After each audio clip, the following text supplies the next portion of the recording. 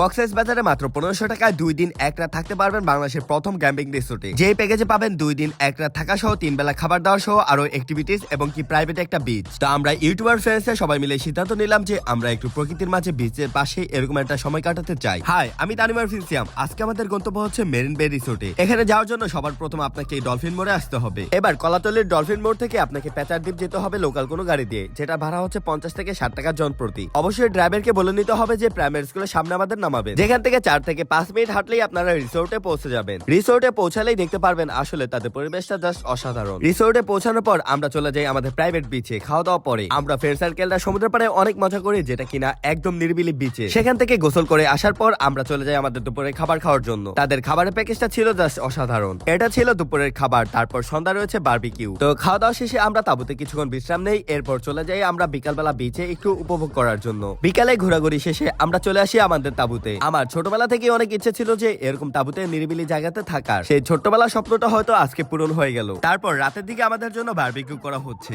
আপনি চাইলে এখানে বারবিকিউ পরিবর্তে খিচুড়িও খেতে পারেন, কিন্তু আমরা চয়েস করেছিলাম বারবিকিউটা। আমরা আমাদের রাতের ডিনার করে ডাইনিং এরিয়াতেই বসেছিলাম। এখানে আমরা বসে অনেক ধরনের গেমস খেলতেছিলাম আর বিচের ভিউ উপভোগ করতেছিলাম। রাতের বেলা ফ্রেন্ডসরা আড্ডা দিয়ে আমরা ঘুমিয়ে যাই আর সকালবেলা উঠে শুনশান একটা সকাল উপভোগ করি। সকালবেলা ঘুম থেকে উঠে সমুদ্র দেখা এবং সমুদ্রের পাড়ে বসে নাস্তা করার মজাই আলাদা। আমার জীবনের ফার্স্টে এরকম সমুদ্রের পাড়ে বসে লাঞ্চ, ডিনার, ব্রেকফাস্ট সবই করতেছি। তারপর আমরা বন্ধুরা আবার চলে যাই বিচের মধ্যে একটু নিরিবিলি সময় কাটানোর জন্য। আর আজকে 11টার দিকে আমাদের চেক আউট। সব মিলিয়ে তাঁবুতে থাকার অভিজ্ঞতাটা আমার কাছে বেশ ভালোই ছিল। আপনি যাচ্ছেন তো মেনশন দেন আপনার বন্ধুদেরকে।